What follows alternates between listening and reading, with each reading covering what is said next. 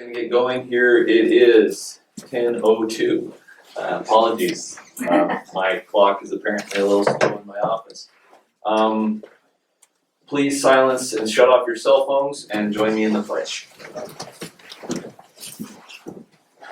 I pledge allegiance to the flag of the United States of America and to the republic for which it stands, one nation, under God, indivisible, with liberty and justice for all. Melanie, do we have anyone on the phone? No. Was Jim Bailey going to join us today Yes. at around 11? Mhm. Okay.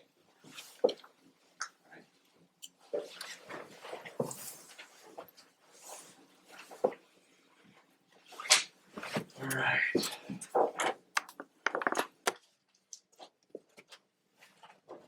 First thing on the agenda. Meeting is called to order. We have time for public comment. Is there any public comment today? You can give public comment at any time throughout the meeting if you guys so feel necessary. First item on the list, Judy Clark, public health inspection fees. Hi, good morning. We have a couple things, not just that, so I apologize. I thought I'd grab you when I can. No worries. What is this? And that's for Brad. The first thing I have is amendment, good morning, for our contract with the state for our reproductive health. It's program element 51, and they're giving us money. So it's just for you guys to sign. We've been working on it, the contract's done, and so it's over a 2-year period of time. We get a little over $42,000, and this is the first year. So I just need a signature to get that back to them. Okay. And then the second thing I have is to give you, what are those that I give you? Oh, thank you. Is to go over our budget from last year. The one I gave you, the top one the top is the wellness center, the bottom is ours. Last year, I went and talked to Joey because I don't do budgets very well. And he's the finance person at the hospital. On the bottom of the fiscal year 2019, we had a loss of $22,283. July and August this year, we're still above at $7,323.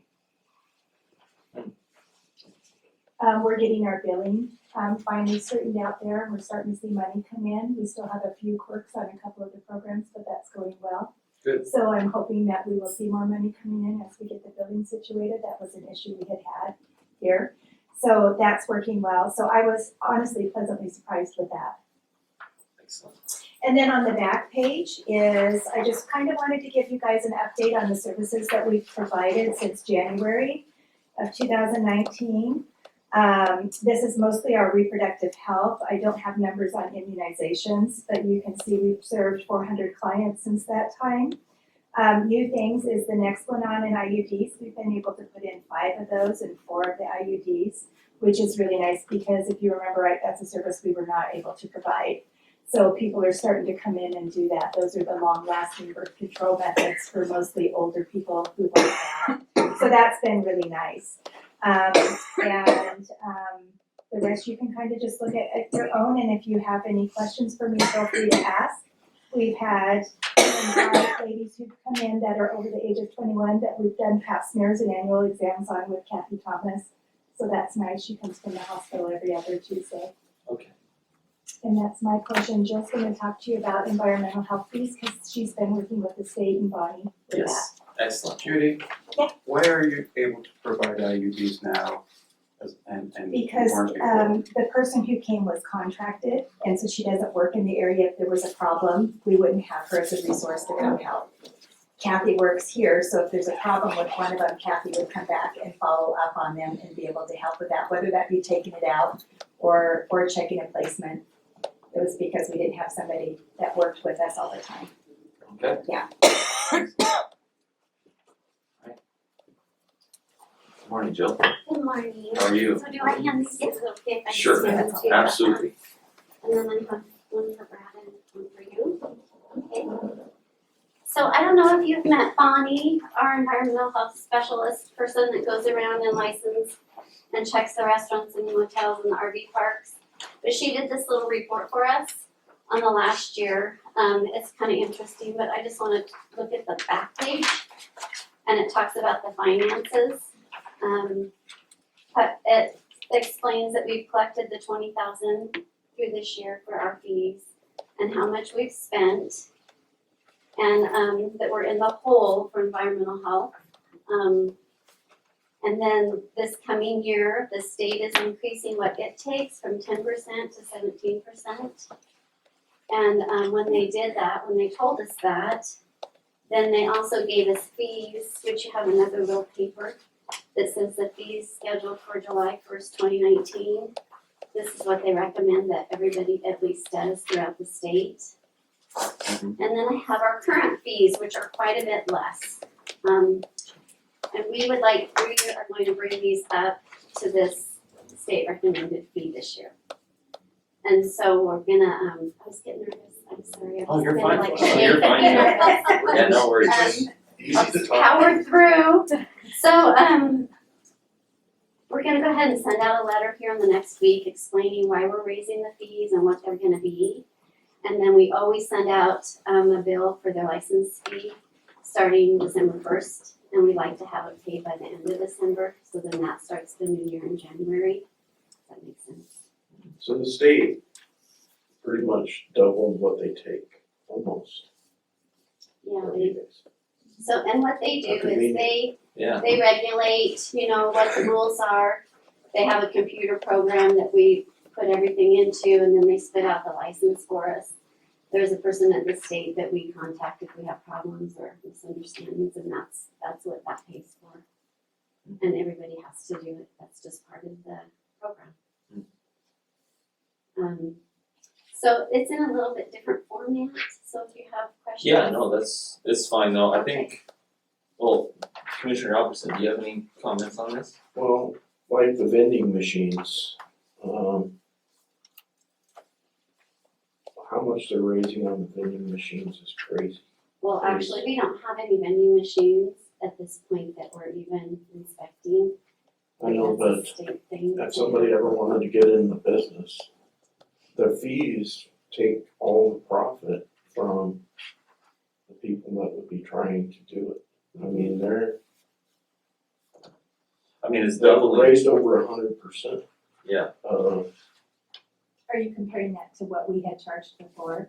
yeah, So we have been behind on raising, we didn't raise and we should have. So it would have slowly maybe raised, in the past, but we've kept it at the same. And when Jill took over the program and started working with the state, and when we started looking at Bonnie's, how much we're paying Bonnie and how much we need to make to break even on Bonnie, that's what started the investigation with the state to see what we were charging and if we needed to raise the price. So we have been undercharging for many years, and it's caught up to us.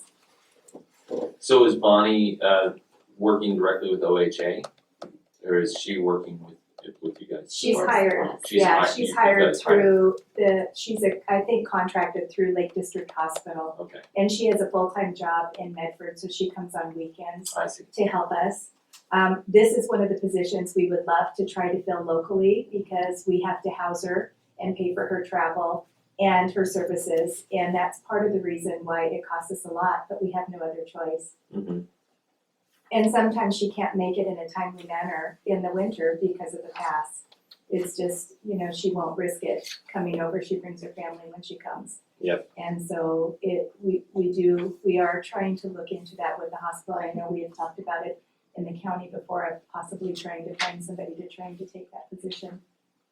The other thing that I wanna note is that we haven't been charging schools for cafeteria inspections.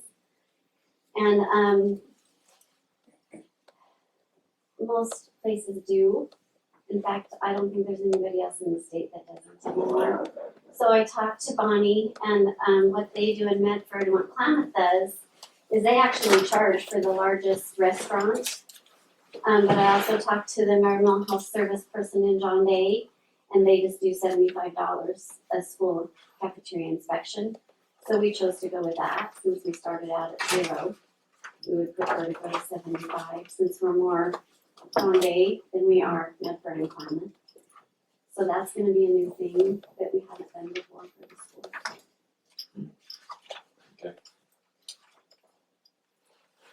I just, to increase it that much, the fees, I mean, It's gonna be tough and,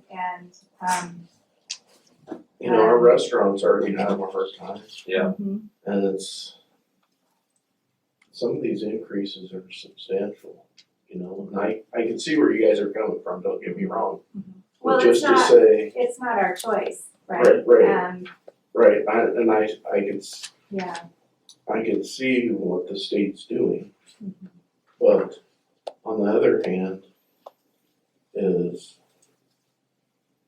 I hate laying that out on our businesses who are already scraping by. Right. And so, instead of doing it all at once, my idea would be, you know, a certain percentage of increase per year until we get up to what the state recommends.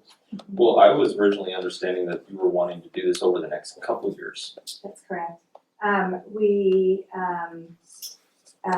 The hospital was involved in this decision and they are the ones who told us that they would like to do it all at once. Yeah. So my comment would be is, you know, we present it to you, you could chat with Charlie and Cheryl, and change that. That's what we were told our plan is, and so that's why we're bringing it to you. Okay, to do it all at once. Yes. Okay. Our original thought was to do it over a 2-year time period, but that, the hospital board and Charlie, got back to us and would like to do it all at once and start immediately sending out, letters to the restaurants and people so that they can become aware How often are the restaurants inspected? twice a year. Have they been inspected already this year? Twice? And what's, Not all of them, Not most all of of them. So this is actually a Lake District Hospital fee. correct? Right. It doesn't even, it's not provide- even on our ordinance anymore, or it shouldn't be on our ordinance anymore. Yeah, Correct. Okay. So they will provide the fee and then we will update our fees to reflect that on the website. Correct. right. So basically, the decision that we have before us today is simply to make sure that our ordinance or our fees reflect what they're going to do. Correct. That's my So understanding. we don't have a say in it. That's my understanding. Pretty much. We just, Yeah, I spoke to Jim Bailey and that's his understanding. And Charlie, his recommendation is, if we're going to make our ordinance match theirs, to just say something like, our fees will be set at the recommended rate that or at the rate that OHA recommends, Mhm.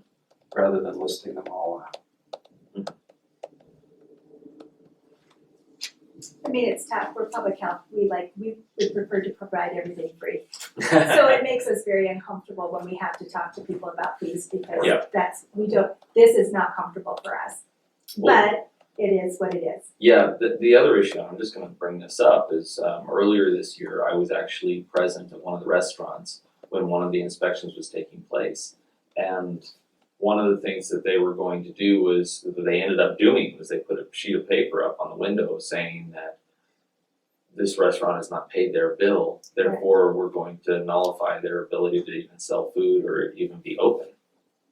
They were just going to force the restaurant to close their doors based on whether or not they could pay their bill. And I wasn't sure on the legalities of that, because if someone passed their inspection and they haven't paid their bill, well, that's an issue for collections, not necessarily for saying the restaurant isn't capable of selling food, or they're not even able to keep their doors open. Well, you're not gonna get your bill paid that way very easily. And so, I mean, I can comment on that. yes, So there were 2 or 3 restaurants that had been talked to, had had letters out. I personally went and talked to them and told them, we're gonna have to close you down if you don't pay your fee. so is that actually And the the procedure? state gave us those and said, Wow. when she goes in there to inspect, if she does not wanna pay her bill, then you can place this here and then they will be closed. Yeah. Now, what you didn't see is me going there 2 times No, I didn't before, see you there. me sending No, the we're letter not up. putting No, any no. blame on you No. guys So whatsoever. It's just, it's a That's kind of- curiosity, Yeah. more like to see how And that came about. And the thing is that, most people know they need to license their restaurant, and it is expensive, and it is hard for people. We've already had a couple restaurants close just recently because it's been hard to make it. So it is really hard for me to do this.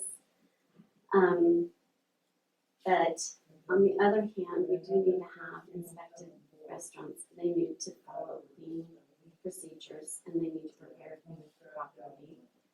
And so we have to have this service. So it's kind of a hard situation, I think. Well, the issue for me is I'm just not necessarily convinced that we have to go along with what OHA recommends. And even if the hospital's going to charge it, You're saying not to have a restaurant's license? no, The high fees. to the higher fees. Oh, When the increase in fees, even though OHA recommends it, so it's to cover Bonnie. I mean, we have to Yes, pay I somebody to understand do it, and the hospital saying, we're already in the red, this is one place we're going to correct that. Yeah. Because it is a service provided that you can charge, unlike immunizations and reproductive health that I can't. yes. This is a way that actually you do get paid, and we need to charge people that we actually do get paid to try to help offset some of the fees. You know, I mean, I'm talking to the people who knew that they couldn't support us anymore. This is one of the reasons. Yeah. So, I mean, I see both sides. Again, public health, if we're making money, I feel we're not doing it right, because we can't make money on people who can't pay. But this is not related to that. This is a different service. And I'm fine with charging a fee, it's just, some of them are almost gonna be doubled. And I just don't agree with that part of it, there's nothing I can do about it. I just wanna state for the record that I don't particularly like doing it all at once, so. Understand?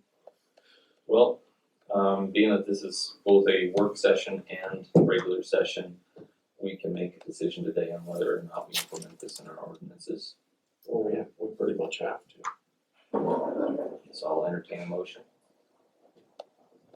I make a motion to accept, put it in our ordinance.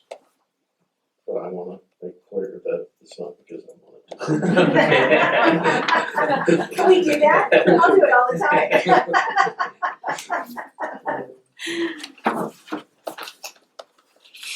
Do I get a second? Otherwise, we're gonna get feedback from people saying on our website that it's okay. I know, absolutely. I will second the motion to adopt the recommended fees from OHA into our ordinances. And it's the hospital's fault. Hey now, we're I gonna be the didn't ones say that get the feedback for this. Poor Jill's gonna have It's to the go. OHA's recommended rates, we're going to bring our ordinances up to speed. Do I hear an objection? Being that we have one absent commissioner, I'd like to hear two ayes. Alright, Aye. Although, motion passes. I don't know, I'm not comfortable with this, but Can't you We're say going to- under duress? yeah. No. Great, we can't do no, that? we can't say under duress. So no one's in here with a gun. No, no, I just thought it was like a formal way to say what I'm not very formal. No, we'll bring our fees up to that standard. I think that's appropriate thing to do, but yeah. I think Judy makes an excellent point that it needs to be able to cover the individual and the cost of actually doing these checkups and the inspections themselves. We're gonna move down the list and get going here. Francine, you are next on our list. Okay. I'll just jump right up here, and give you some stuff Thank you, Jill. here. Oh, let's see. Who might need, here. The reporter might need it. Are you guys together? Yeah. Well, then, let's see if I have, I do. Thank you. I didn't know how many would need it, so. Do you need one of these, or? You probably already have. I probably didn't do, but I don't have. Okay, just in case. I don't know if you need one or not, fine lady. Thank you. Okay, I'll get busy. So let's play a little game. Guess what the THC level in marijuana was in the 60s, 70s, and 80s? About 20 times lower than it is today. Oh, you're cheating. No, I'm not cheating. Okay, 3% is the answer. So, yeah. And now, what do you think it is today? No, I'm not gonna be accused of cheating twice. 30 to 33% regularly. So yes, 10 to 20 times what it was back in the college days of baby boomers. When what people were smoking was one step from being a rope, because they used to make rope out of hemp. So there are CBD or cannabis oil products that don't have THC in them, of course. Those are mostly used to help folk deal with chronic pain and like topical creams and things like that. And those people are often seeking a way to step away from opioids and other pharmaceuticals that have side effects that they don't want to have. Of course, the side effects that might come with cannabis products have yet to be studied because it is a controlled substance according to the federal government, so there are very few well-credentialed studies available on that. CBD oils can be with or without THC, and they can be mixed in recipes for edibles. Hence, you have both sides. You have edibles at the back side here, in case you don't know anything about those. Then you can put the THC oil in water, or and you could put it in a bottle that you can spray it on pretty much anything, and the person next to you won't know that you're imbibing. And you won't feel anything until a few hours later, which is why a lot of people still want to smoke cannabis or vape it because they still want that immediate effect, or they still want to smoke. For many varieties of cannabis available today, these are not grown from seeds. They are cloned from established plants to keep them true because they have spent a long time genetically creating them to be what they are. And the different strains claim to have specific properties that are good for PTSD or depression or pain or nausea, or of course some of them for getting high. But there is, again, this is anecdotal evidence. We don't have science-based research studies that prove that this is true. It's what people report. Not saying that that's not valid, but that's the truth of it. So in that realm, non-medical use, for recreational use, they also still have small, intense, like peppercorn-like little balls that can be put in either like on a vape pen and superheated, or put into another way to smoke it. And that's part of the concern with the vaping crisis now, as you know, there's don't vape anything, and there's like, especially don't vape anything right now with cannabis, especially don't take it off the street. And these little peppercorn balls are called, are dabbing. When they put them into those, they're the little pens and stuff, they're dabbing. They can deliver THC levels up to 95%. I have heard 98% from a policeman in a conference once. Current research claims that anything over 5% THC is addictive. So remember that back in the day, 3% THC was the norm, and that explains maybe why so many older folk say, oh no, this is not addictive. Well, maybe it wasn't back then because it was such a low THC level. That's not necessarily the same thing as we have today. In Europe, which is considered, kind of has been in the past more permissive up until, we legalized in the United States, so many states did anyway. Anything above 16% THC is considered a controlled substance and a hard drug and treated as such. Now, when Colorado voted to legalize, one of the arguments that was used was that alcohol use would go down. And we all know how, alcohol can be dangerous if misused. It did not go down in Colorado, though. It went up. The data my friends, is a tricky thing because it's human nature for people to agree with what they believe and to not agree with anything that doesn't agree with what they already believe. And the smarter they are, the more likely they are to be able to find great arguments to go against the data and just work around it and believe what they wanted to do and keep doing whatever it was that they wanted to do already. So scaring people to health just doesn't work. But if I only talk about what's wrong, because I came here like a month ago or so and talked about alcohol, if I only talk about what's wrong, nothing's going to change. And that's really not my job in prevention. My job is to point out the weaknesses and challenges that we face as a community and encourage and inspire shifts towards healthy changes. In my work with kids, we talk about what supports their resilience, about the protective and the risk factors, those things that help them stay on a good path or may help drive them down a bad path that will hurt them. We work to encourage a sense of confidence in their ability to solve their own problems. We consider how they're making choices and the values of courage in standing up for their own best future. And of course, we share the current information on early use and how it damages the brain and how the brain works and all of those things, because it's really important for them to know that, especially for them to understand that sometimes their brain isn't going to always be reliable at their age. And it's a good way, if you make a habit of good choices and you surround yourself with people that are going to encourage good choices, then it's going to be easier when you have those like brain moments where like it's not working properly because you don't have a fully developed prefrontal lobe that makes good choices.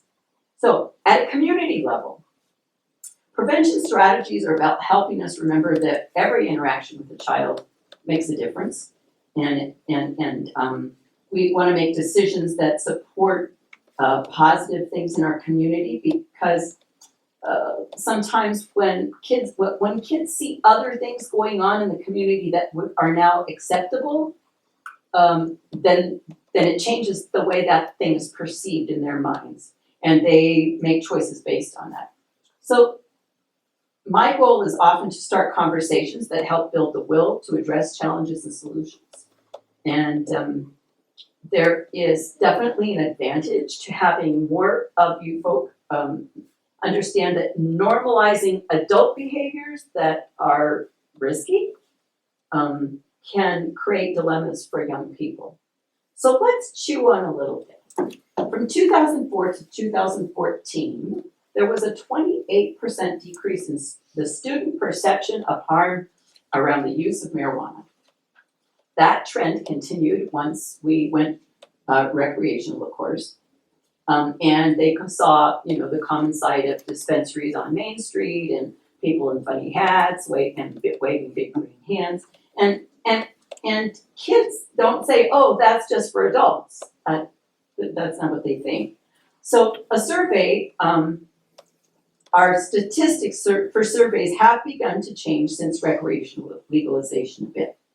All the students surveyed showed availability as less than the state average. So our local dispensaries are doing a great job of working to keep marijuana out of the hands of our young people, which is great. But they're not in control of what happens once the product leaves their store.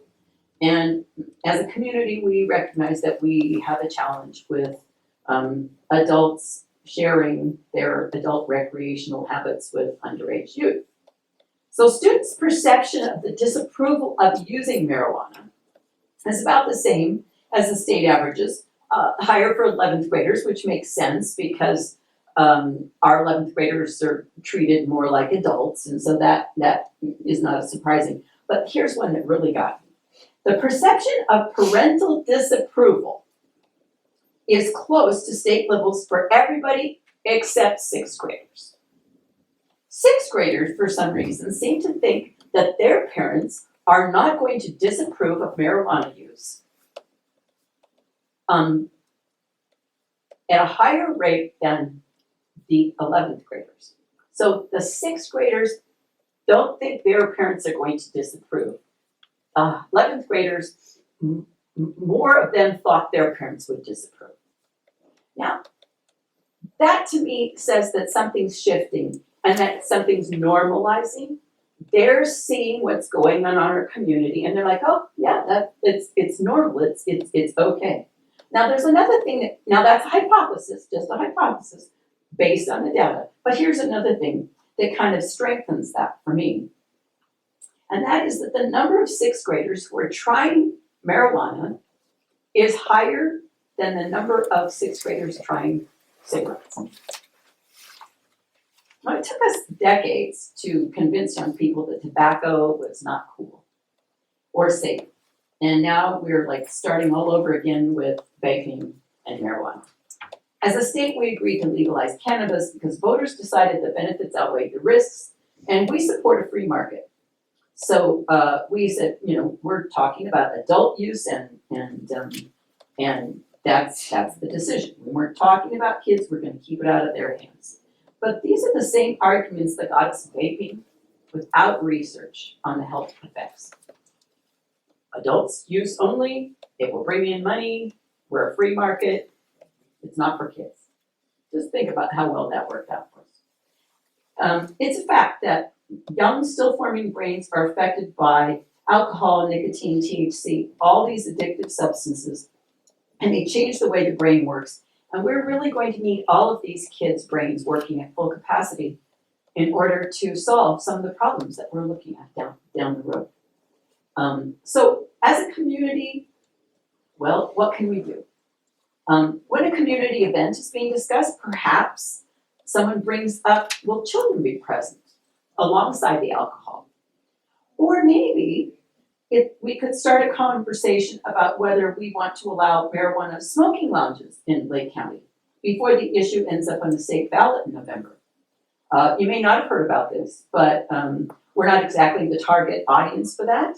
And it is, they're working on it in the valley to get that on the ballot. But once it goes on, and if the state votes for it, we're stuck with that. So strategy for lounges in our area might look something like this. Investors propose a high-end smoking lounge or a cigar bar, stating, that people will be less likely to smoke in their homes or apartments, which in a lot of cases have been not allowed by landlords. And it would reduce the exposure of kids because they'd be in a adult place, and they could have really good clean air systems to get rid of the smoke. And then, maybe that would morph into them asking if legal cannabis could be smoked in the same place since cannabis is legal. And after all, it would bring in revenue, and it's an adult behavior. And so again, we get the free market argument, and it was one before. So so here's my question. Would allowing cannabis smoking lounges in our communities strengthen the youth's notion that smoking cannabis is safe? Now I can hypothesize based on what I've looked at, but that's really not fair, and that's not really my job. My job is to shine a light on the issue and let all you folks talk about it and think about it and mull it over, and then perhaps take action or not. And if you have any other questions, to ask me and I will research it for you. Thank you very much. Do you have questions now? Mark, do you have any questions? I just want to make it clear that the county and the city don't see eye to eye on marijuana use. I understand that. Okay, the county did not want any sales of marijuana in Lake County, but the city allowed it. And if you look at a map, most of the others don't have it around us, and we're like this fun little place. And so I just want to make that clear that I think I really appreciate you bringing this before us, Francine. The problem that I have, I was just in Salem on Monday, and I want to give Commissioner Albertson a little bit of an update on this as well. I attended the Health and Human Services Committee, and one of the things we talked about was the governor's executive order to outlaw vaping on for 6 months on the flavored vaping and everything else, but not marijuana vaping. So, and the reason they did that was because this state, it would go against their rule on saying that marijuana was okay. And their statewide approval, basically, their normalization of the smoking of marijuana, saying that that was alright and there was nothing wrong with that, even though we know that it can affect the cognitive development of young children. But we're going to outlaw vaping of the flavored stuff, but we're not going to even touch the stuff regarding marijuana. We're gonna make an executive order. And now they're talking about this opt-in, opt-out option. And we've seen this with you're opting in, Yeah. which is that additional money that we saw with the TPAC Yes. funding, correct? Well, no, that came after the budget. That came after? So this is, they're providing, other sources for us to do that. I think we have 15 places we have to go to. And it was Monday maybe that you had to opt in or opt out, and we opted in. Yeah. So Ariana Yeah. will be going around and really taking care of that. I think it's important. No, I'm not arguing that it's Yeah. important. I think it's just crazy when the state is going to make an executive order and say, we're going to address this, but it's not really addressing the whole problem. It's just a tiny little element of it. They're They're making it ignoring legal one to side. vape tobacco, but not marijuana. Ethically, And once, they decriminalized methamphetamine and cocaine to a misdemeanor, but they allow this. Just bringing you up to speed. Well, I'm just saying, Yeah, I know. I'm just saying it's crazy. and once, ethically, once this goes on the ballot, I can't speak to you in the same way about it at all, and I can't really address anything I because understand. I'm funded by HipCadip, and ethically, there are lines that I cannot cross, and I tried hard to just give you facts. If you go and look at what happened in Colorado, they have a longer period of time after legalizing, and you can find out a lot about what their challenges have Yeah. become. I cut those from my speech because I decided that was not appropriate, and you can look it up. No, that's fine. Thank you, Francis. Thank I you, really guys. appreciate it. Yep. Next on our list. Ginger. Come on up. Good morning. Good morning. We cut into your time a little bit. Oh, that's okay, I'll You try need to to, go over a little bit, that's perfectly fine. yeah, I'll try to, be brief because I understand that. So I have two things, and I don't wanna get too mixed up here with all my papers about which one I'm talking about. I wanted to update you folks, on what's happening with the Brownfields project, and also with the new grant that the nonprofit organization that is associated with SCOA that we applied for. I just wanted to let you know what was happening. First of all, on the Brownfields project, we have where we're at with the properties that we're working on right now. We've got the Lakeview Lockers is in phase 1, that's just been completed, and that report will be out this week.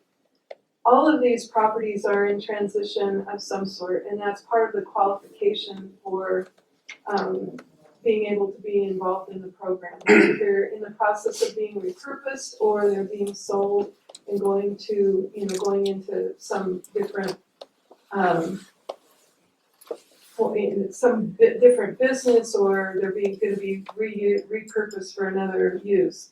So that's the only one that we have in phase 1 right now. The others are going into phase 2, and those are through phase 2, and we're awaiting the reports on them.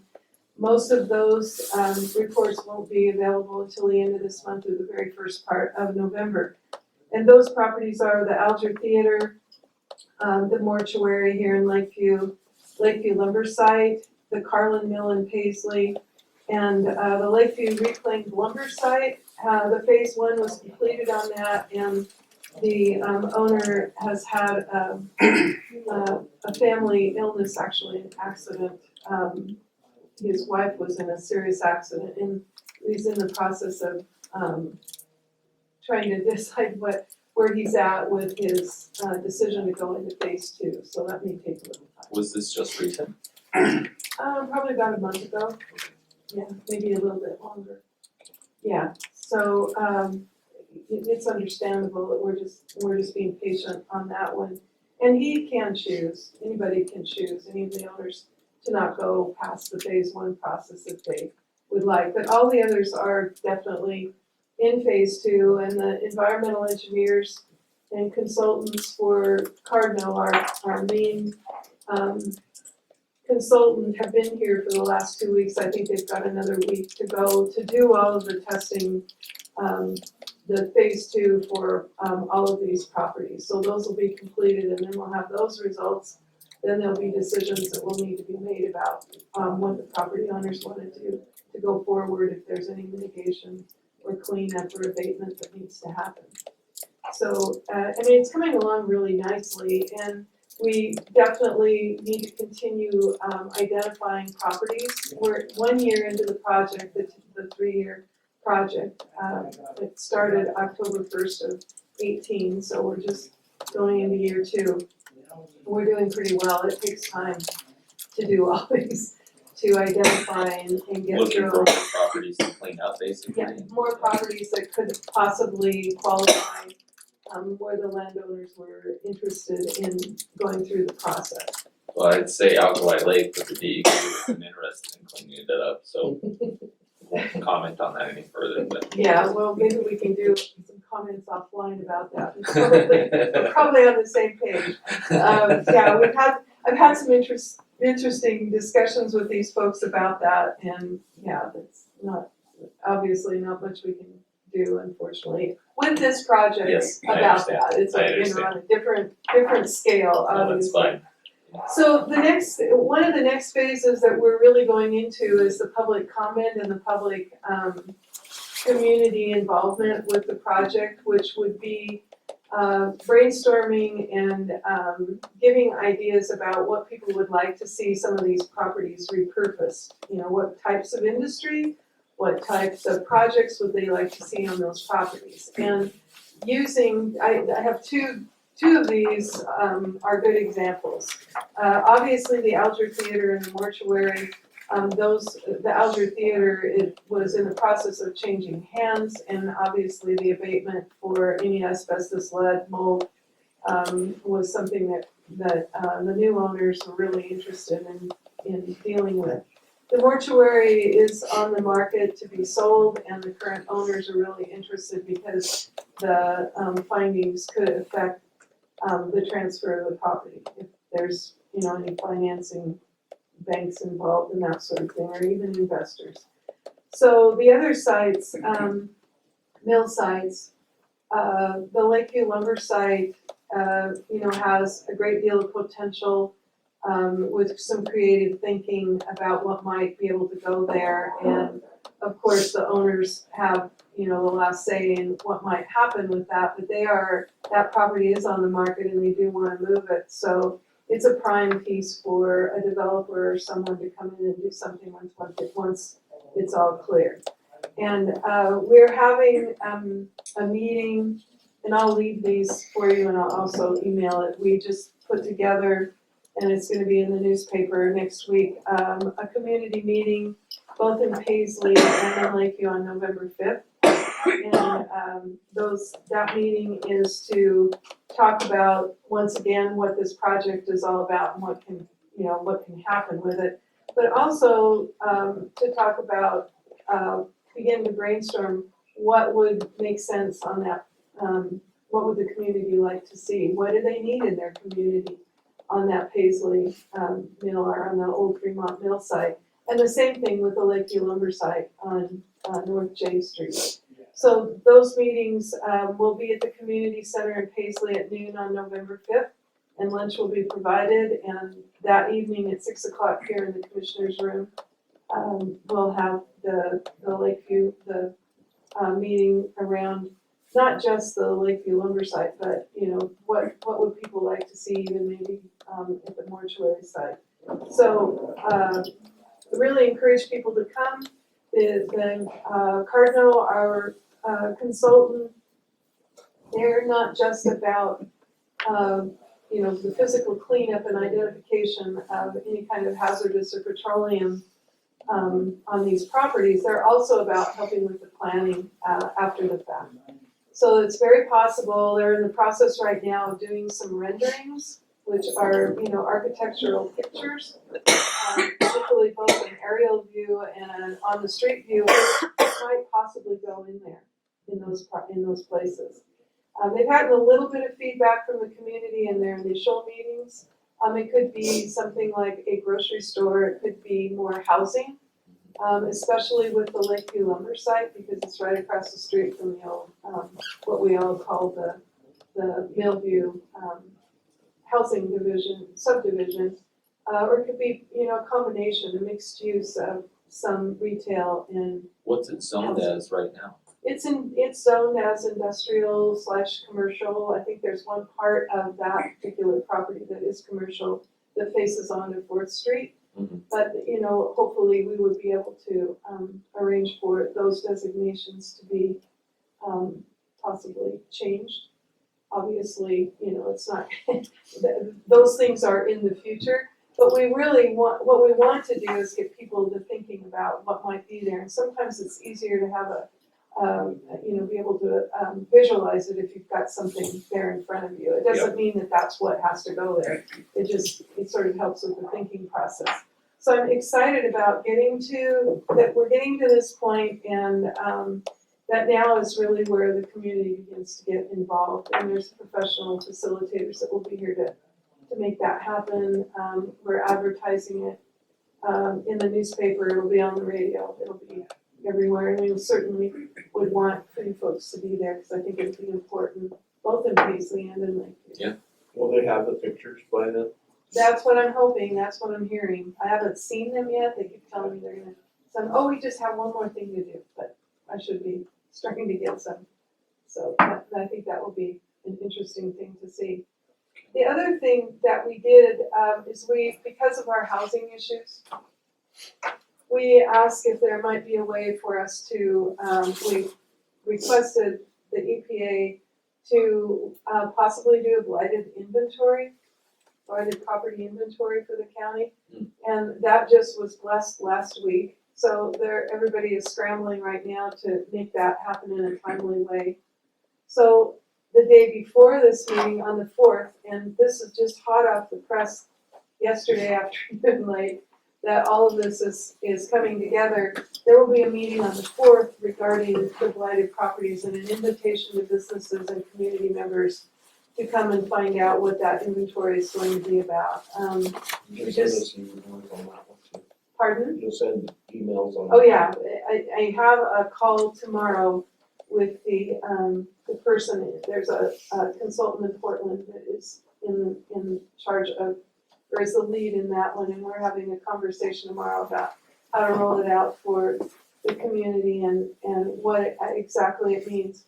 What that will help us do, our thinking, is that it will help us, we don't have an inventory of that type. And so when we go to apply for grants, and there's a really good example in the next one that I'm gonna talk to you about, we need to have the hard data. We don't have that. This is how much we've got, and this is where it is. And And you have a list, this is what it is. it's Yeah, on the it's blighted gonna be property property by property. It is a little controversial, I will have to say, because some properties will be identified. And it is public, information that you can get just by going on Google Earth. But it's difficult sometimes for folks if their properties end up on a list. So will it affect property value? I don't The know very the fact that answer they're to on that list? I don't know the answer to that. And how do you get off that list? So you just ask to be kind of I don't know reassessed that. by whatever, okay. We, That would be my this is just question. this is like brand new, I'm just Yeah. letting you know that, giving you a heads up because that meeting is on the I'm 4th. afraid you're gonna be a blight. Not me, I'm just No, it's, curious for other that's what I'm people that, telling you. yeah, That's why I'm if telling it- you in if- front now. yeah, It could like- be. if you, like you say, it'd be controversial, especially if a private property owner sees their property, oh my gosh, my house is on this list of a blighted property. Right. I need to clean this up and get this off that list, is there an avenue for them to get that off that list if they actually wanted to clean up their property and That's the next not be step. blighted? That would be the next step. Yeah. Once we have identification, hopefully we may be able, for those property owners that are not able to do it on their own for whatever reason, whether it be financial or physical or whatever, that there's, that we can move forward with that help. But until we can identify and understand, we all have anecdotal information about, what looks not so good. Or we also have, some of us think, just not mowing your lawn is a bad thing. Other people, think that. Yeah, what's the You know what I'm standard talking here about? that throws you into this There's category standards that, about that and categories. Yeah. So we're trying to be sensitive. Blighted properties are most generally ones that are just not even any question. And, there's also the whole, possible, being in arrears for taxes. That is sometimes associated with blighted properties. So anyway, I wanted to give you a heads up and let you know that meeting's happening, and I will definitely, probably the same, it's gonna be in both communities, so it'll probably be the same gig, noon in Paisley and in the evening at 6 o'clock here in Lakeview in this room. I think we managed to figure out that was a good, that this room was clear and ready for that. So, but I'll confirm all of that with you. So, that's it. I just wanted to kind of give you an idea and give you an update. The other thing with the blighted properties is how is this creating a barrier to growth for our community? Are those properties ones that might be able to be repurposed just like the ones, blight does not necessarily translate into contaminated or, the things that we're looking for. or condemned, Or condemned, right. yeah, So so what does that mean? What are those barriers, and if you are living next to or you have a business next to that, is that a barrier, and how do you feel it is affecting you? So that's the kind of information that will be gathered in that process. Good. So, okay. Yep. So moving right along, Perfect. losing this piece of paper, it's my Bible.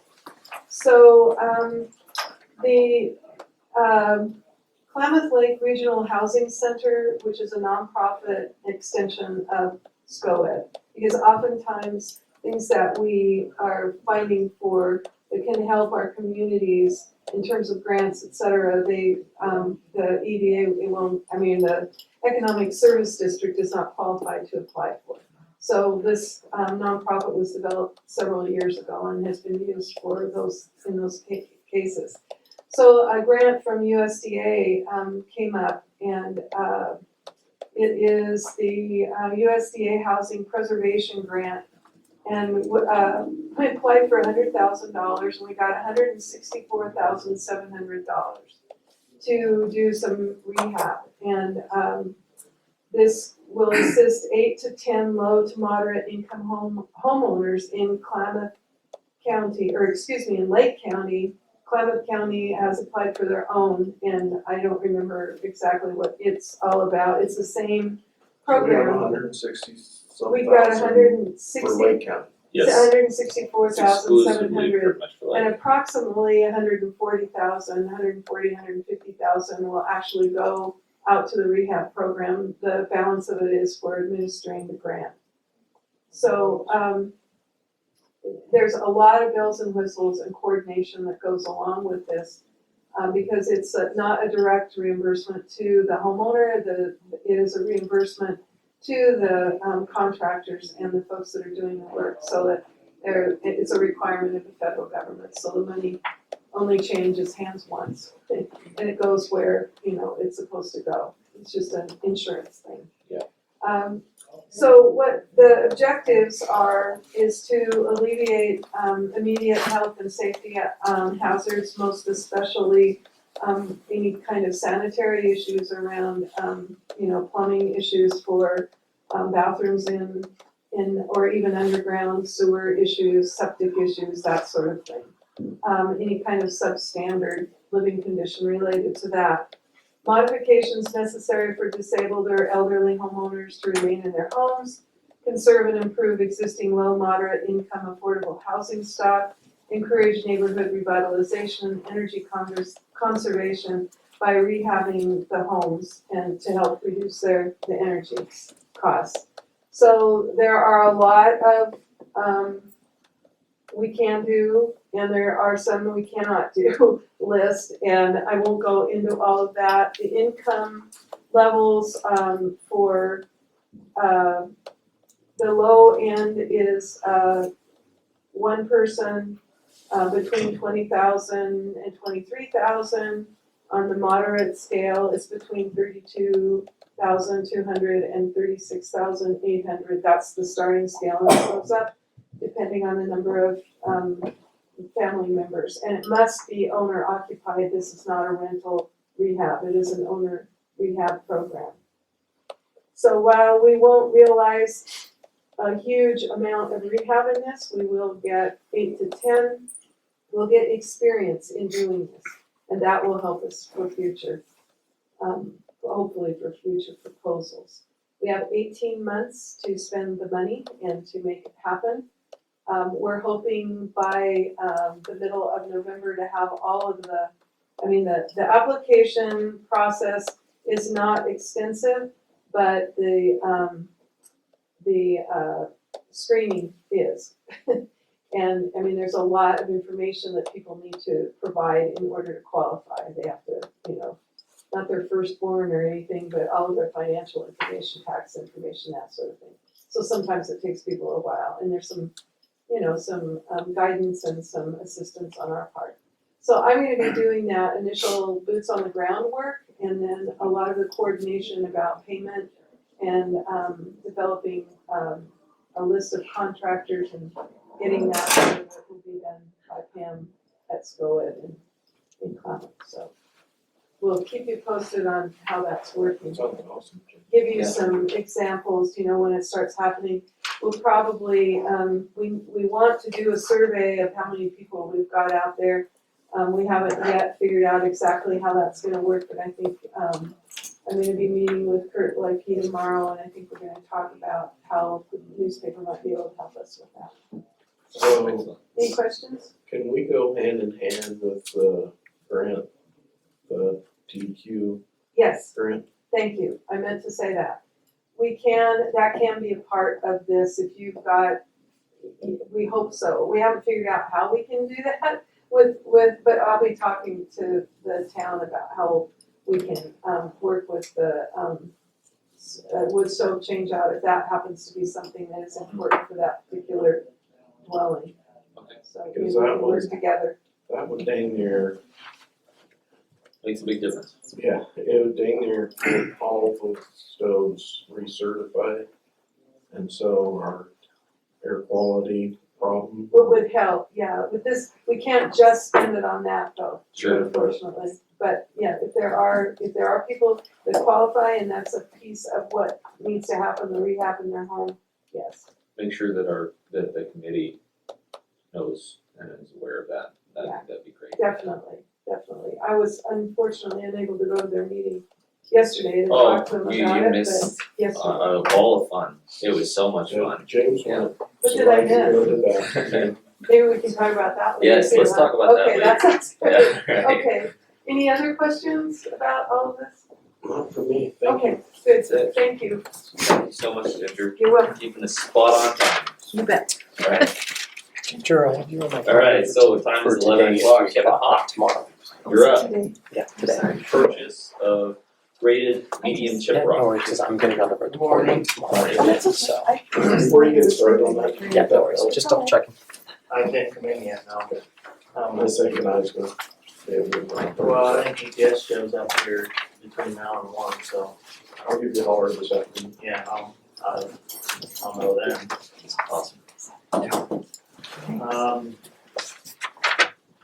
Road department would like to add to a Knife River moving into this boomerang pit here, purchase agreed to medium chip rock. The crusher will be in place and the road department can take financial advantage of minimizing mobilization costs, volume, production cost savings, and material meets our specs. Knife River makes material that creates the pour, so. Okay. Using Lake County rule exemption number 11, contracts under 75,000, so I don't have the specific number. I'm asking not to exceed 75,000 using this rule exemption. I'm still negotiating the value of this material based on how much they believe they can make before they pull stakes and leave again. So it should be somewhere between $13 and $14 a ton, which Yeah. is good. So we need to take advantage of as much of that as possible. Okay. That is what we are asking for. Yeah, if, This material will be all installed next year in District 1 for our seal coat plans. you said it was rule exemption number 11. It is contracts less than 75,000. Okay, I think I did see that coming from Jim Bailey. Does Jim wanna be on the phone? We're at 11, not yet? Well, I think I copied, I'm pretty sure I copied you on that I think email. I got that, yeah. I initially asked about rule number 12 because it includes petroleum and crushed rock, but he recommended that it be number 11. 11, okay, that's right. Okay. And you say basically it just won't exceed 75,000? Yeah, we can't. Yeah. That's what I'm asking for is approval to spend up to 75,000, not to exceed, so that we can basically maximize the amount of material tons wise for the dollar. So basically, the more I make in that 75,000, the better the deal again. But Absolutely. also that includes other vendors who are gonna be buying from that production. RMC is making a bunch of material, so. Yeah, I'm good with this. I'll entertain a motion, or would you like me? I'll make a motion to purchase the graded medium chip rock not to exceed $75,000 for the roof. I will second that motion. Motion's been made and seconded. Any objections? All those in favor say aye. Aye. Aye, motion carries. You're good to go on that, Kevin. Is there a long list of folks who are waiting to get their things? No, I think we have Just a 2 items. I could give you 2 minutes worth of department updates while I'm here, if that'd be great. Sure, absolutely. Thank you for approving that. In addition to the tons that we wish to purchase, I also will take advantage of a trade with RMC on some remaining units of recycled asphalt, which will happen in the same crushing process. So they owe us plus or minus 3,000 tons of material because of the coordination we've made with them on trade of recycled asphalt from 2 years ago off of that project. So another good thing for the road department. It'll be $60,000 to $70,000 worth of material. So, Wow. very good for us.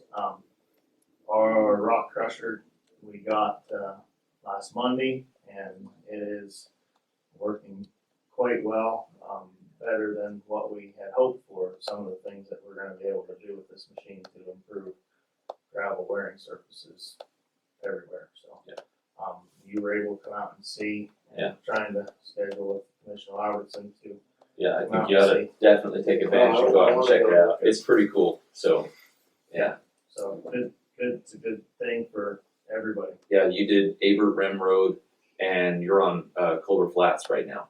So we're kind of working your way around towards Paisley from Valley Falls. Yep. Okay, excellent. Yeah.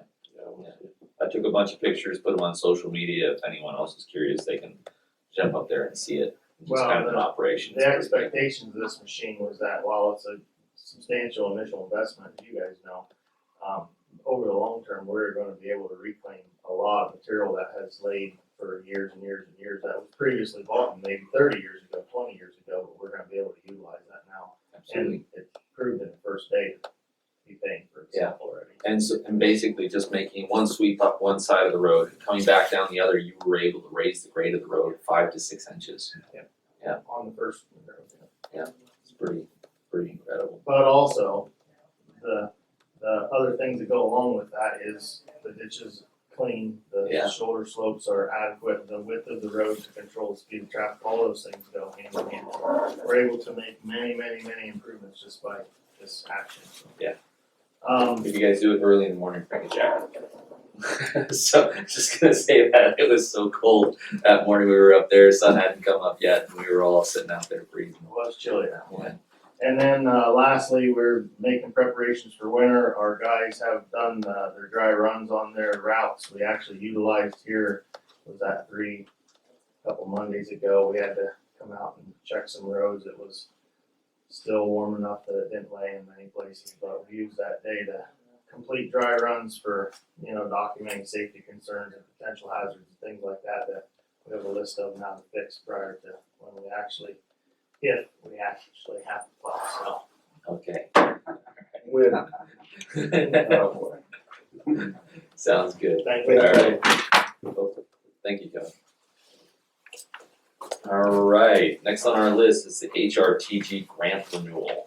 Did you wanna take a quick recess so I can get Jim Bailey on the phone for James or? Sure, absolutely, we can do that.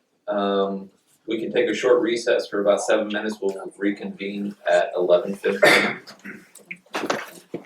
Alright. Okay, we're gonna reconvene at 11:15. and you might wanna welcome Jim on the line. Oh, yeah. Jim Bailey. Yes. Welcome. Thank you. Good having you here. Good morning, Jim. Good morning, it's good to be here. All right, excellent. The HRTG grant renewal. Is that next? This is a renewal of the highly rural transportation grant that we've had for many years now. I think this is our 5th or 6th year. Lake County administers the HRTG grant, and the Lake County Senior Center provides a service to the veterans in need of veteran services. HRTG is a grant-based program that helps veterans in highly rural areas travel to VA or VA-authorized healthcare facilities. This program provides grant funding to veteran service organizations and state veteran service agencies to provide grant transportation in eligible counties. An eligible county has fewer than 7 people per square mile. So there's only a few counties in Oregon that get the HRTG grant. Well, we'd be definitely one of them. Yep. We have Less than one person per square mile. It's $45,000 for the federal fiscal year. Yeah. And I recommend to approve the 2019-2020 HRT grant as presented. Excellent. Entertain a motion? I'll make a motion to approve the HRTG rural highway rural grant for the veterans transportation. That was kind of messed up, but transportation of veterans in highly rural areas known as HRTG grant for $45,000. How about that? I will second that motion. Very well. Any discussion? All those in favor say aye. Aye. All right, motion carries for the approval of the renewal of the HRTG grant. Thank Thanks you, for Melanie. working on that. So, next up, Oh, Jason.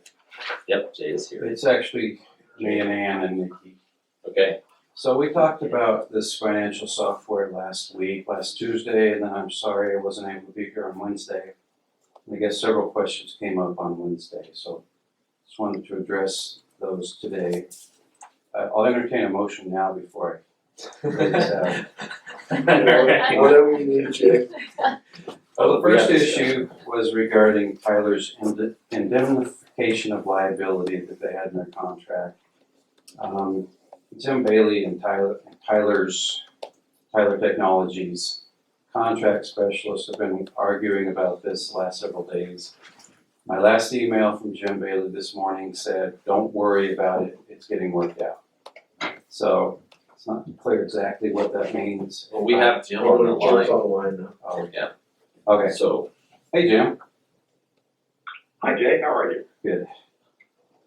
So there's that, that's the only thing that's really outstanding at this point.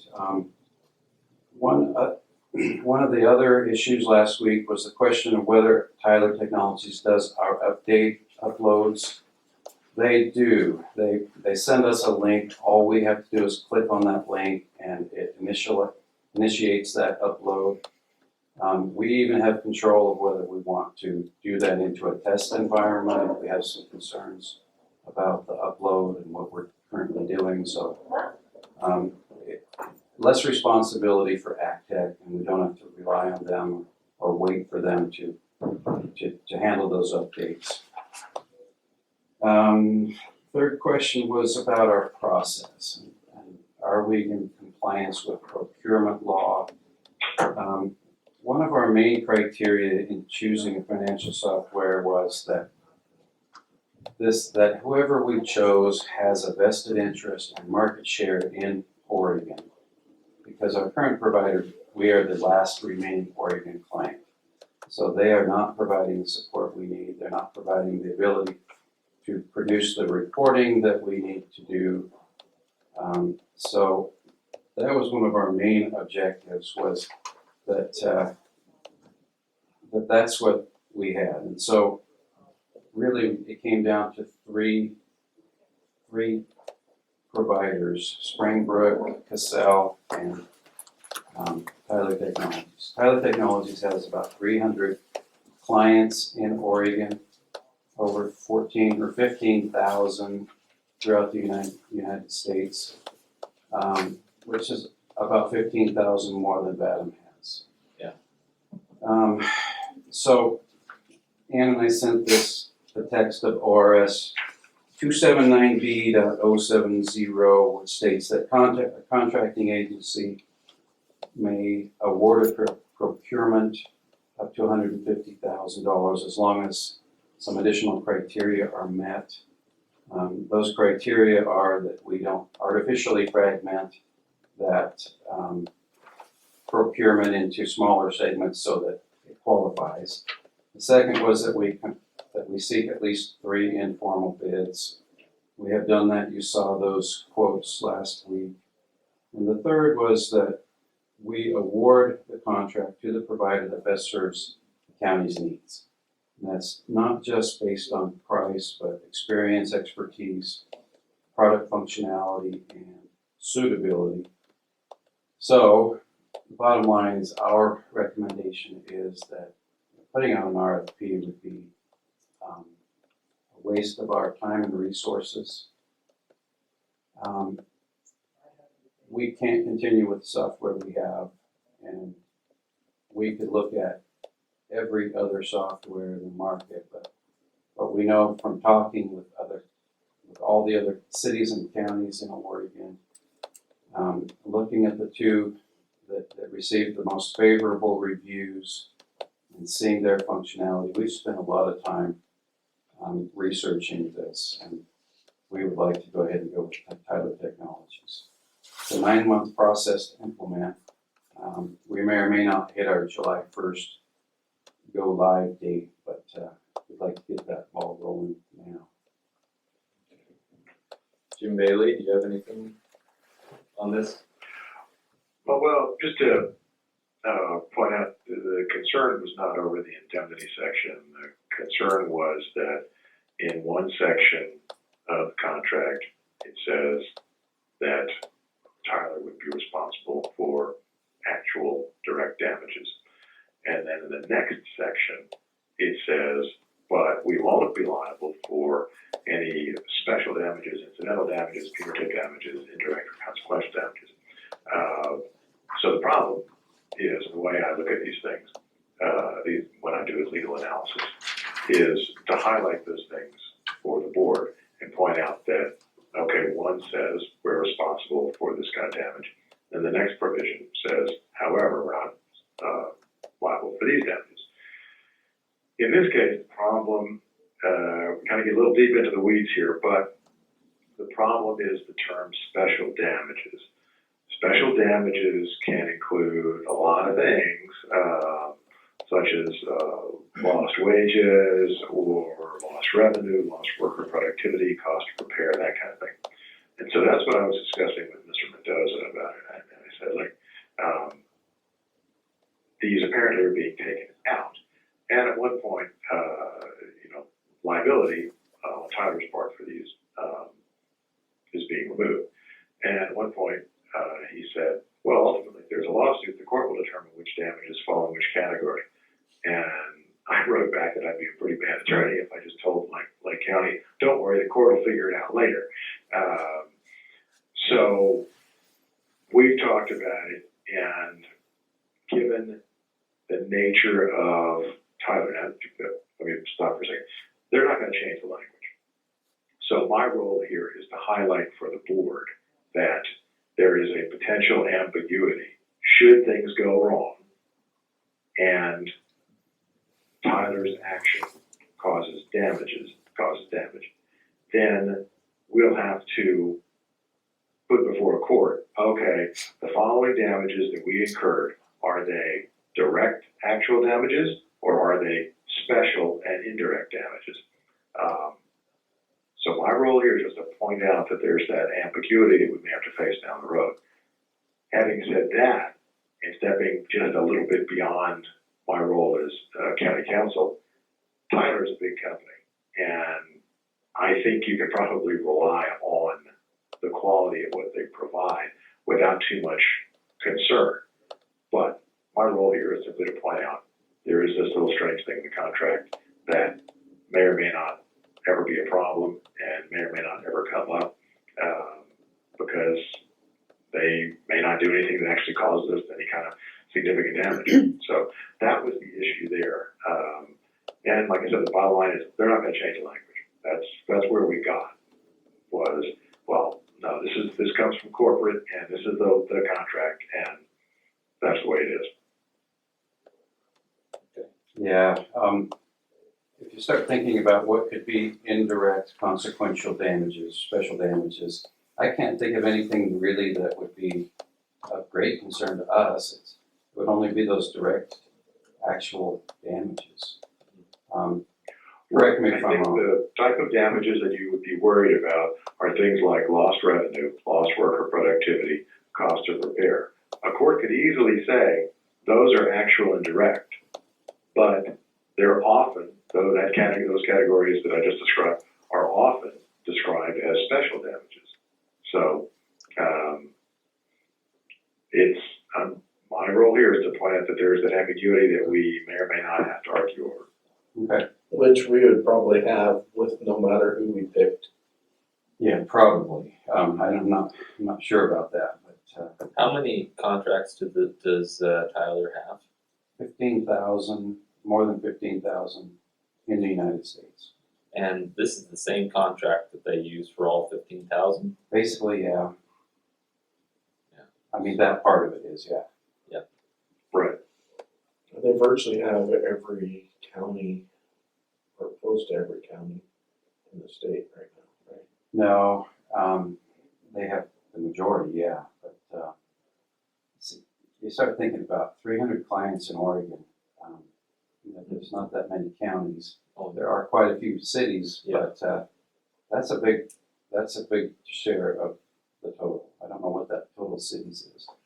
Well, there's a number of companies that are actually larger in size as far as budgets goes than our county.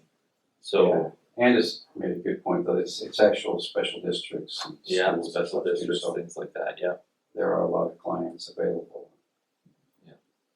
Being the only client with that at this point no longer works. Yep, and the fact that it is Canadian-based company.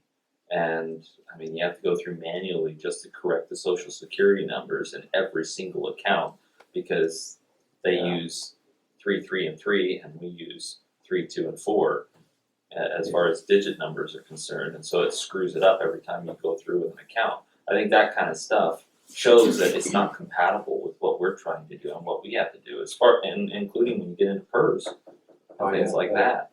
They can't even fix simple problems for us like the date format. Yeah. It's day, month, year, and that's caused a few problems. Yeah. Well, it depends which modules you're in. Yeah, Because some modules exactly. are monthly, Some are. so it's just It's- not even consistent in the program. It's not Correct. workable. So the margin for error when you're trying to work across platforms like that are actually quite concerning too. So there's an initial large investment, but over the long term, this is the most economical choice, the non-hosted version of this. So that follows up with the question I did have, because early on when we talked about this, we had, we were looking at that long 25-year plan as far as what the fees would be like over 25 years. Did that ever get finalized as far as, was there going to be an increase after that, or was? Yeah, you're right, that was another question, the annual cost increases. There was concern that there was no limitation to what those increases could be, no limit in the contract. Mm-hmm. Nobody has those limitations. However, I asked them when the last increase was, and the representative that we have said he's never seen one, he's been there 7 years. He asked his manager, and his manager said, I'm not sure how long ago it was, but it was a modest increase. The reason they're not willing to put any kind of limit on that in the contract is because they're committed to responding to their clients' needs. Mm-hmm. And our needs could change drastically depending on legislation and. Well, the cost of meeting those needs too. Yeah. And I get that. They just want that flexibility to be able to. Yeah, no. It changes. I understand that completely. It's why I thought it was interesting looking at a 25-year, printout of what their cost would be 25 years from now. And I'm like, wow, that a company's actually locking it into their contract as far as, they're not, but projected wise. That was simply done to help us compare those two providers. Got it. It wasn't intended to be this is what it's gonna cost 25 years from now. Okay, just wanted to. But the good thing is they don't have an annual rate of inflation built in like we currently have. We're paying about 3% increase every Last year. was 5. They haven't made an increase in 7 years. They're trying, they're all about retaining clients and trying to keep that cost down, So, Mr. Bailey, you don't see an issue with not putting out for an RFP? No, we got a specific statute that allows it. Perfect. All right. So are you guys asking for a motion from us today? Yep. Okay.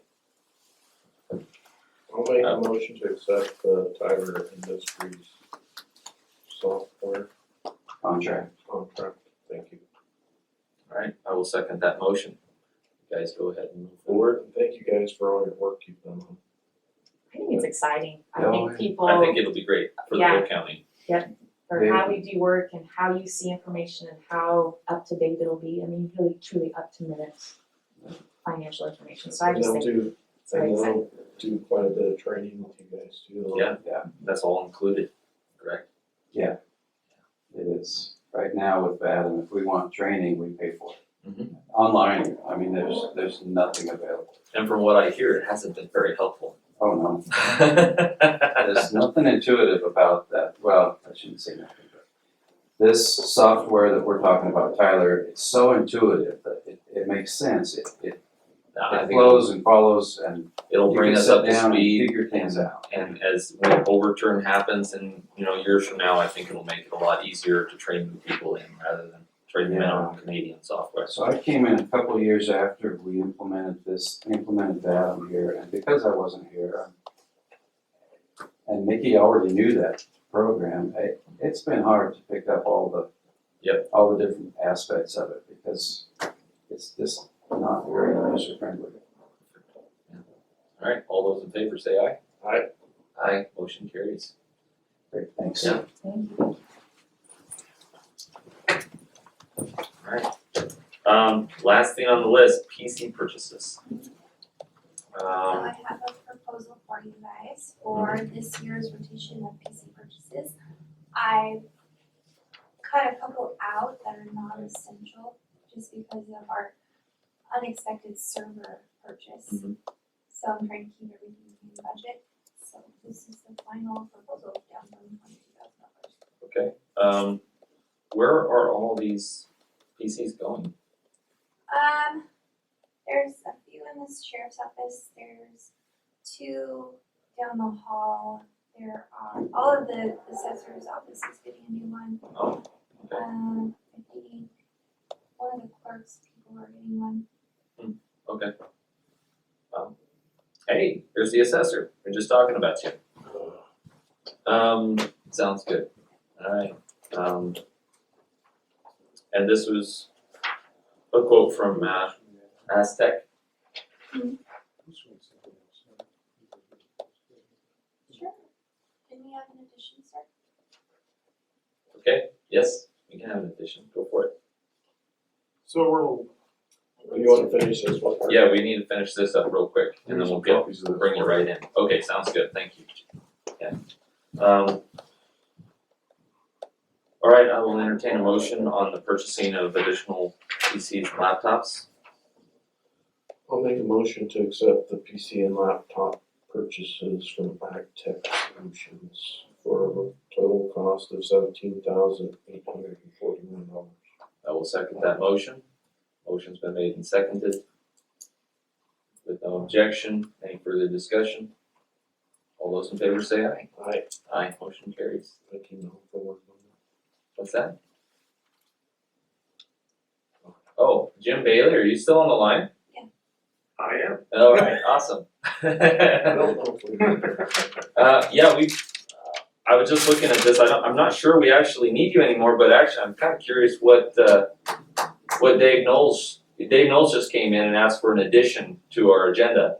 So if you don't mind maybe staying on, I'm kinda curious, just in case you might be needed on that. Sure. Alright, awesome, thank you.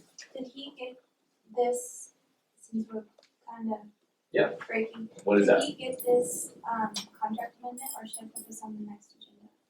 What is that? Contract amendment for They're what? getting more money for, services, For who? public health. She brought this in, she said. Oh. Oh, yeah, that's, I just need you to sign the amendment Yes, saying, okay, yeah, we You can, have to do a motion. do we need to do a motion on that? It's an amendment I to thought we the- already did a motion. No, not for this. Not for that? Yeah, can I see that please? Okay, you bet. excellent. Yeah, we never actually acted on this. I was just gonna leave it for you guys, cause I didn't know if you had time. I kinda just brought it over today, cause I got it. Oh, on the grant thing? Yeah. Yeah, it's the grant, okay. Yeah, and on there you'll see that it's an addition of 18,000, it's not quite a full year, but it doesn't cover a full year yet. Leadership program implementation. So it's money we're receiving. Yeah, Yes, yeah, yes. let's act on that. Yeah, absolutely, and I'll send it off. Yeah, right. Sounds good to me. Alright, I'll make a motion that we accept the third amendment to the Oregon Health Authority 2009-2021 intergovernmental agreement for the finance of public health services. Perfect. Oh. Second. Alright, you can just say second. Well, second. Alright, Second. motion's been made and seconded. All those in favor say aye. Aye. Aye. Motion carries. Any further discussion? Alright, we're good to go. Melanie? Alright, you bet. Now, does that just need a chair signature? I believe so, or just the all front three of page. us? Chair. Just chair. Okay, I'm sure it is, that's my job today. Dave, you are up All right, as the, This is, as an addition. it's more of a formality than anything, but, Give it to us. Yes. so in Summer Lake, Oregon State Fish and Wildlife have properties that they have the refuge on, Uh-huh, and they're tax exempt. Yeah. And by statute, they've chosen to pay taxes to be good neighbors to the community. So we put together, every year, a payment in lieu of tax bill for those taxes that would have been paid. And this is what we call hot off the press. I just got certified values about 30 minutes ago. Okay. And so the process is, the first one is, it's a letter describing the total taxes for the land in that process would be $10,641. And I did an audit on it this year and I picked up 2 more tax lots. And this amount is up about $700 from last year. And we've been doing this for years and years and years. Talked to Marty St. Louis yesterday and clarified it with him on these other accounts. So now we're tracking 21 tax lots up there that the refuge sits on.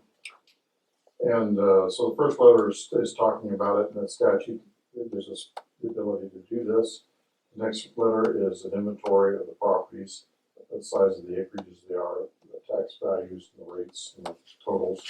And the last one is where I've come here today, is to get your signature so we can present them with this bill. Okay.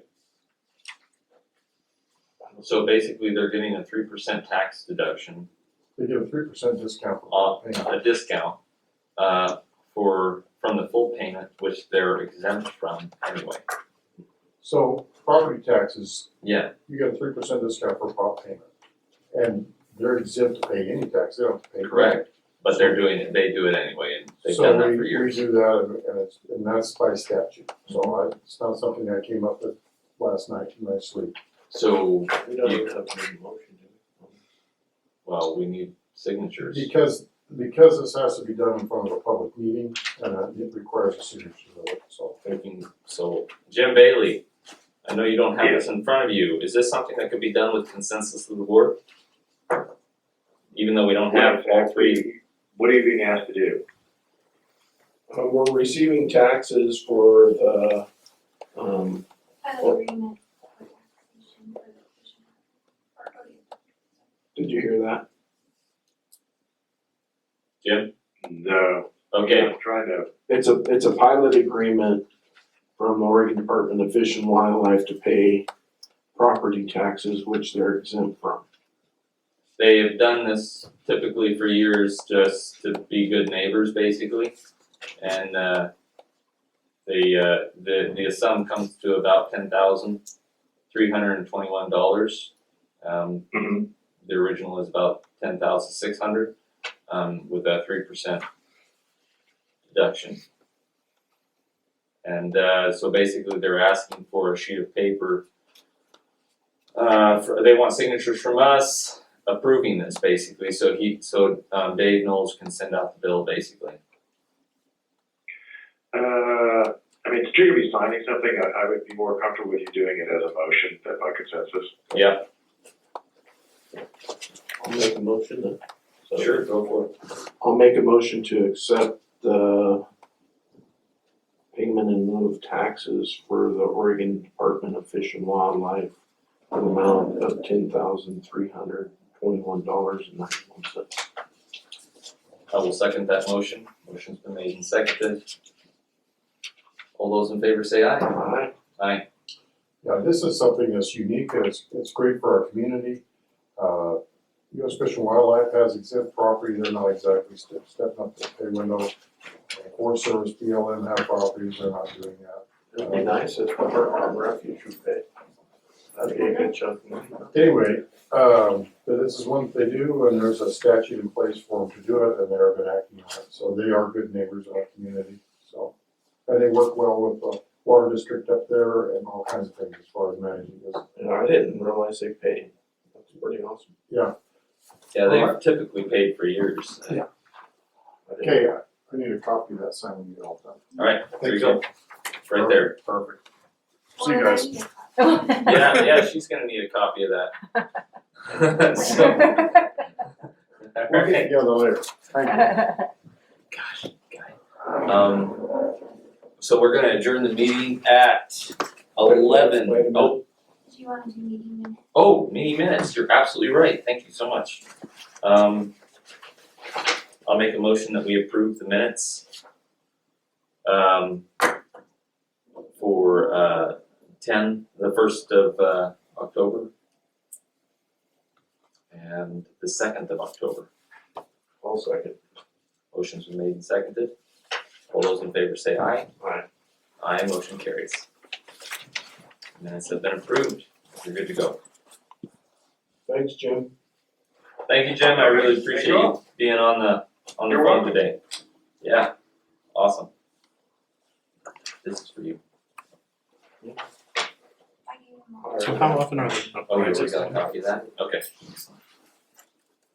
then we're adjourning. Yes, now. we are adjourning the meeting at 11:44.